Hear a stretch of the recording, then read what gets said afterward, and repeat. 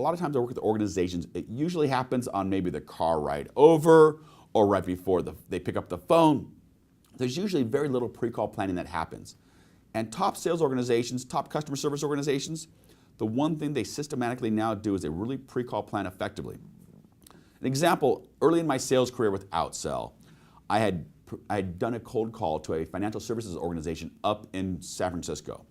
So I flew up the night before. That morning, I walked into the office of this gentleman, sat down with the executive vice president of this broker-dealer, and he had a picture of himself on the wall at the 18th green at Pebble Beach. So I started waxing poetically about who's going to wear the green jacket of the Masters this year, about the Ryder Cup, all kinds of cool stuff. We're having a great meeting. And then he starts talking about, as we got into the business conversation, about the Wilshire 5000. The Wilshire 5000 this, the Wilshire 5000 that. Now, folks, I have my Series 7 license. I know financial services pretty well, but at this time in my sales career, I was unaware of what the Wilshire 5000 was. So I asked a pretty simple question. I said, Tony, I have my Series 7 license. I'm pretty familiar with financial services. I've been working with a lot of financial services organizations. I'm just curious, keep talking about the Wilshire 5000. What's the Wilshire 5000? I'm not familiar with it. Well, he sat back in his chair and he said, whoa, GA, it's obvious you're not ready to start working with our team yet. He stood up, he shook my hand, said, thank you very much and have a great day. And true story, folks, I was out of his office in about 18 minutes. I went back to my hotel. I opened up my computer and I logged onto their website. And what do you think was plastered all over their website? You got it. Some of you are saying it right now. Yeah, the Wilshire 5000. So how long did it take me to look on the website, do a little pre-call planning, and find out that the Wilshire 5000 is simply a different index. Like the S&P 500 has 500 stocks, the Wilshire 5000 has 5,000 stocks. So the meeting was 18 minutes. It took me about 2 minutes to do some plan, to look on the website and find out about the Wilshire 5000. But how long do you think my call was back to Michael St. Lawrence, the president of Outsell at the time? Yeah, it was a little bit longer than 18 minutes explaining how come I failed at that sales call. So I do believe one of the keys to success is truly pre-call planning. And we have some pre-call planning checklists in the book and also on our website too.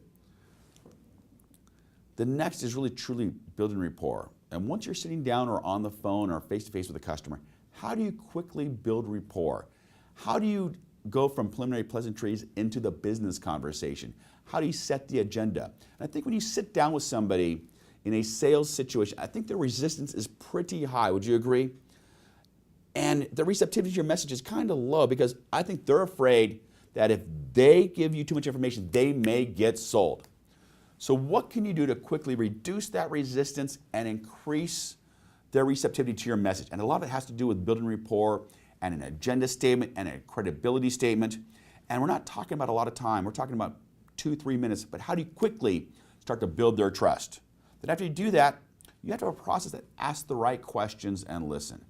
And having that discovery process where you really understand their current situation, where they want to go, and how, if all, your product or service is going to help them reach their goals. Then after you have a complete understanding of their situation, then you need to present a tailored solution. And it cannot be generic. It needs to be tailored specifically to their needs. And are they going to say, yes, I'll take it every time? I don't think so. It was interesting in working and studying, doing the book and all the research, when it comes to addressing concerns, I thought, as I would ask you, how many concerns do you think customers have? Think about it. If you sit down with the customer, do they have one concern? Do they have, how many in the whole realm of concerns could they possibly come up with? Somebody talking about thousands and infinite. I thought it'd be infinite too. But in doing the research, we realized in about 92% of all sales calls, there's only about 8 total objections. The granddaddy of them all would be cost. It was really about whether, and cost can mean a lot of things. It could be maybe they can't afford it, or maybe you're too much compared to the competition, or cost can mean maybe that they're looking at another proposal, or that they just don't see the value. That's 4 things that cost could possibly mean. Other key concerns may be that they have to talk to somebody else, like their spouse or their partner, or maybe they don't have a need for it, or maybe it's the hassle factor, maybe it's the location. So there's about 8 that really seem to dominate almost every sales call we were on. And here's the really cool thing about these concerns. Folks, I bet if you sat down right now with yourself or with your team and thought through it, you could probably come up with a pretty solid list of what those concerns are before they ever come up. So I'm going to challenge you a little bit. Sit down, take a half hour, try to write out what are the potential concerns, and then have a list of those concerns. And before your next sales call, when you're doing your pre-call planning, ask yourself or your team, all right, what concerns might this prospect have on this call? Then how are we going to overcome those objections? And you can actually practice it. Because folks, when I talked about communication truly being your skill, I mean, how many of you out there practice your golf swing, practice playing tennis? But truly, what's the one thing that can make you the most amount of money? It's truly communication. And I think top performers, they practice that over and over again. I recently was on YouTube and watched a video of Rafael Nadal, the #1 tennis player in the world. I mean, think about it. If you lined up 6 billion people in the world, the entire population, and put them in order of their tennis prowess and their tennis skills, Rafael Nadal would be at the head of the list. He'd be #1. The video shows him, somebody with their little handheld camera, up in New York. He's practicing his serve. And he's doing it over and over again with his coach right behind him. The #1 tennis player in the world practicing his serve over and over again with a coach. The thing that was really interesting, though, is when he was doing this. He was doing it about 20 minutes after he just won his last match. He religiously, when he's done with the match, goes and practices for about another 45 minutes. Why? Because his skill is truly playing tennis. The question I have for you is, what is your skill? If it is communicating about your product or service, are you really truly practicing it? So practice the concerns before they ever come up and watch how much easier it is to handle those concerns. And then after you come up with those concerns, you've addressed them, then finally you've got to ask for the order. And I remember when I was early in my sales career and failing miserably, I got some great advice. And my mentor said, G.A., you need to step into the fear. What I mean by that is that at the end of the sales process, if you do it well, closing should be the natural next step. But you've got to ask for the order. If you don't ask for the order, it's not going to happen. And here's what's really interesting too, in working with a lot of top performing salespeople. Think about in your organization, do you have anybody in your team like this? Who has a bigger sales funnel? Top performers or poor performers? And what we find is that usually the middle and poor performers, they usually have a much fuller funnel. And here's why. Top performers, they're doing two things. One is they're asking for the order. And if they ask for the order, the customer either takes it and they get them out of their sales funnel, or the customer says no and they take them out of their sales funnel. Either way, top performers are usually spending the most amount of their time on the highest prospects and their highest clients. Poor performers, middle performers, oftentimes have a very full sales funnel because they're afraid to ask. Because what happens if I ask, they may say no. But here's the thing too, if I have a full sales funnel, I can look at my manager and say, hey boss, look at how busy I am. Look at my sales funnel, look how full it is. Nothing's ever closing, but they have a full sales funnel. So take a look and see, do you have people on your team too who have a very full sales funnel? And it might be because they're afraid to step into the fear. They're afraid to really ask for the order. So key number 1 is really knowing your client. Key number 2 is, does every client know what you sell? Key number 3 is really truly using a proven process. And key number 4 is truly creating a vision of success. This is something personally that I spend a lot of time on.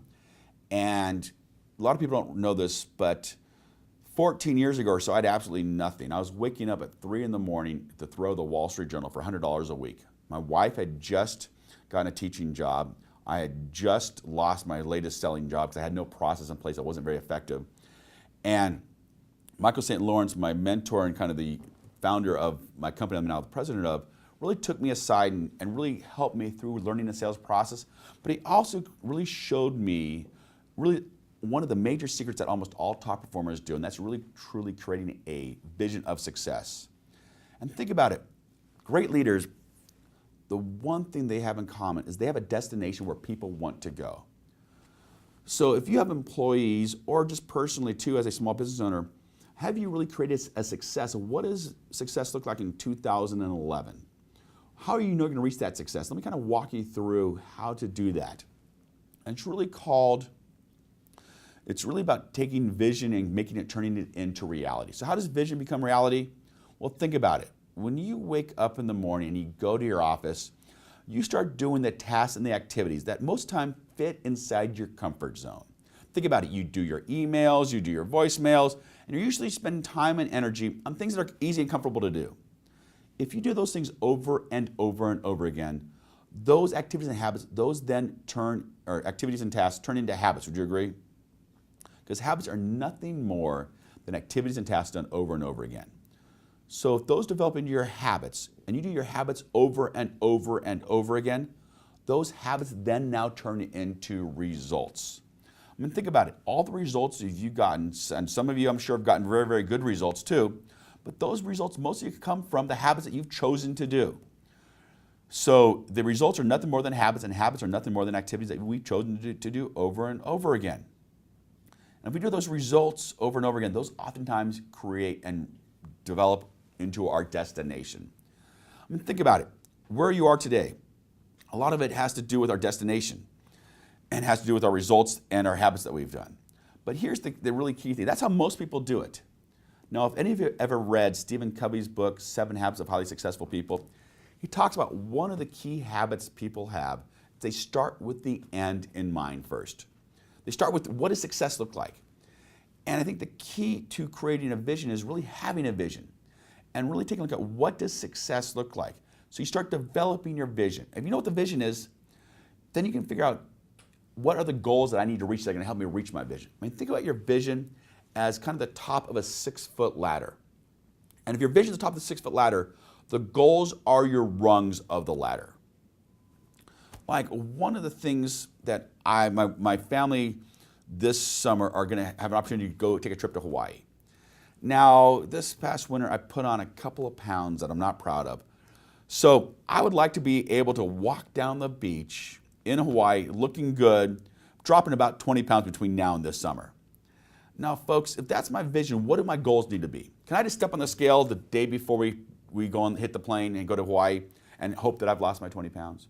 What are some of the goals that I need to set? Maybe my first goal is to drop 2 pounds this week.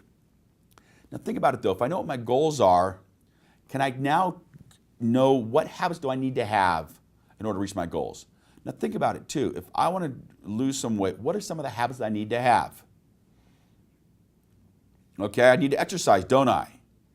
Now folks, exercising, not one of my favorite things. My philosophy is no pain, no pain.